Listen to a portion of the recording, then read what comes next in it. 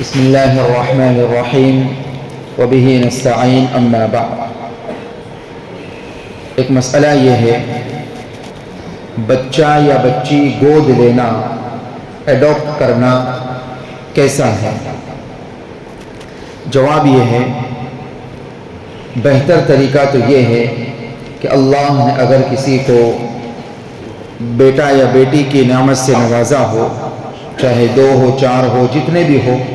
خود اس کی پرورش کرے اور اس کی بہترین تعلیم اور تربیت کا خود ہی انتظام کرے۔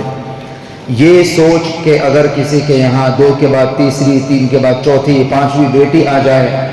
تو کسی اور کو دے دے، یا پھر یہ ذہن بنا لیا جائے کہ زیادہ بیٹیاں ہیں تو کسی کو گود دے دو، یہ مناسب نہیں ہے۔ ہاں، اگر ایسی کوئی بات نہیں ہے، خود پرورش کر سکتا ہے، کرنا چاہتا بھی ہے، مگر سامنے والا بے اولاد ہے، اس کی بڑی خواہش ہے اور وہ لینا چاہتا ہو، یا پھر کوئی بالکل یتیم ہو یا کوئی لاوارث ہو اور اس کو کوئی گود لینا چاہتا ہو، تو شریعت میں اس کی گنجائش بھی ہے، ایسا کر سکتے ہیں، کسی بچہ یا بچی کو گود لے سکتے ہیں، ایڈاپٹ کر سکتے ہیں۔ البتہ 3 باتوں کا لحاظ رکھنا بہت زیادہ ضروری ہے۔ پہلی بات یہ ہے کہ بچے کے نام کے ساتھ میں اس کے جو اصل باپ ہوں گے اسی کا نام لگایا جائے گا۔ اصل اور حقیقی اور سگے باپ ہی کا نام لگے گا، جس نے بچہ گود لیا ہے اس کا نام نہیں لگایا جا سکتا۔ قرآن و حدیث میں اس کے احکام واضح ہیں، ادعوہم لآبائہم ھو اقسط عند اللہ، سورہ احزاب میں، کہ تم بچوں کو ان کے باپ ہی کے، اصل باپ کے نام ہی سے پکارو، یہی چیز اللہ کے نزدیک بہت زیادہ انصاف والی ہے۔ اور حدیث مبارکہ میں بخاری شریف کی روایت ہے، حضرت سعد بن ابی وقاص رضی اللہ عنہ فرماتے ہیں، اللہ کے نبی صلی اللہ علیہ وسلم کو میں نے یہ فرماتے ہوئے سنا، من ادعا الی غیر ابیہ وہو یعلم فالجنت علیہ حرام، او کما قال علیہ السلام، جو اپنے باپ کے علاوہ کسی اور کو کی طرف اپنے باپ ہونے کی نسبت کرے حالانکہ جانتا ہے کہ وہ میرا باپ نہیں ہے، اللہ کے نبی نے فرمایا جنت اس پر حرام ہے۔ دوسری ایک روایت میں اس پر کہا گیا کہ گویا کہ اس نے کفر والا کام کیا۔ تو پہلا بنیادی اور اہم جو بات ملحوظ رکھنی چاہیے وہ یہ ہے کہ اصل باپ کا نام لگے گا، ڈاکیومنٹ وغیرہ میں بھی اور شادی کارڈ وغیرہ میں بھی اور دیگر جہاں بھی ضرورت پڑے اصل باپ کا نام ہی لگانا چاہیے۔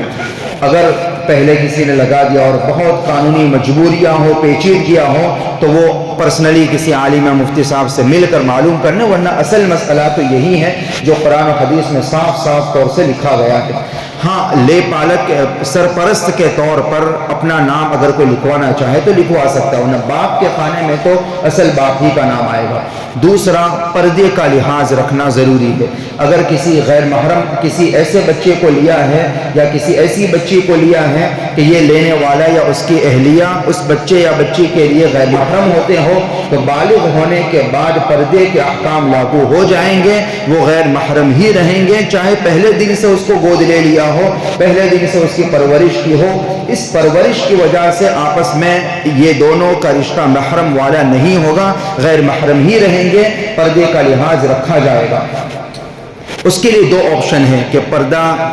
کا مسئلہ نہ سامنے آئے، اس کے لیے 2 آپشن ہو سکتے ہیں۔ اگر بچہ لینا ہو، لڑکا لینا ہو، تو لڑکی یعنی جو اس کی اہلیہ ہے اس کے بھائی یا بہن کی لڑکی ہو، وہ اگر لے لے تو ظاہر ہے وہ اس کی خالہ ہوگی یا پھوپھی ہوگی، لہٰذا پردے کا مسئلہ نہیں آئے گا۔ اور اگر لڑکی گود لینی ہے تو جو شوہر ہے اس کے بھائی یا بہن کی بیٹی لے لے تو یہ اس کے لیے ماموں بنیں گے یا چاچا بنیں گے، تو پردے کا مسئلہ نہیں آئے گا۔ دوسرا آپشن یہ ہے کہ اگر بچپن میں کسی بچے یا بچی کو لے لیا جائے تو یہ لینے والے کی عورت یا اس کی ماں ہے یا اس کی ساس ہے یا اس کی خالہ ہے، وہ اس کو دودھ پلا دے، یعنی رضاعت کا رشتہ قائم کر دیا جائے، دودھ شریک بیٹا یا دودھ شریک بھائی یا دودھ شریک بھانجا یا بھانجی بنا لیا جائے، تب بھی پردے کا مسئلہ حل ہو جائے گا۔ دودھ شریک بیٹا یا بیٹی، دودھ شریک بھانجا بھانجی، وہ بھی محرم رشتوں کی طرح ہے، ان میں بھی پردے کا مسئلہ نہیں آئے گا۔ اگر ایسا کچھ نہیں ہے تو پھر پردے کا لحاظ رکھنا پڑے گا۔ اور نمبر 3 پر یہ ہے کہ وراثت کے مسئلے میں یہ لے پالک بیٹا حقیقی بیٹے کی طرح وارث نہیں بنے گا۔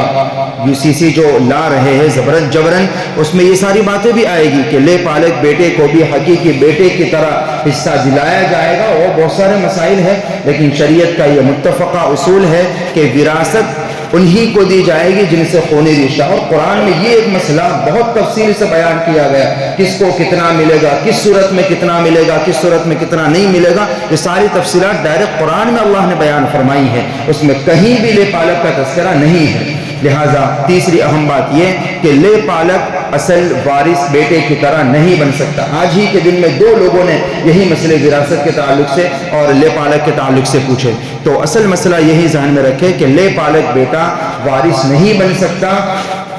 اگرچہ پہلے دن سے اس کو لیا ہو، مگر وراثت تو جو حقیقی بیٹا ہوگا اسی کو ملے گی۔ یا اولاد نہیں ہے تو اس صورت میں بھی مسائل ہے کہ اولاد نہ ہونے کی شکل میں کس کو ملے گا، ان کو دیا جائے گا، مگر جو لے پالک بیٹا اس کو حصہ وراثت کے طور پر نہیں مل سکتا۔ اس کے 2 آپشن ہیں۔ پہلا آپشن یہ ہے کہ جس نے گود لیا ہے وہ اپنی زندگی میں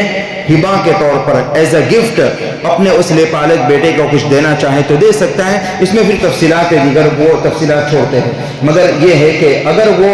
ہدیے کے طور پر اپنی زندگی ہی میں لے پالک بیٹے کو دینا چاہے تو دے سکتا ہے۔ دوسرا آپشن یہ ہے کہ مرنے سے پہلے اپنے اس لے پالک بیٹے کے نام 1/3 میں 33% اپنی جائیداد میں سے اس کے لیے وصیت کر کے جا سکتا ہے، اس کے مطابق اس کو مل سکے گا، لیکن وراثت وہ حقیقی اولاد ہی کو ملے گی۔ واللہ اعلم بالصواب۔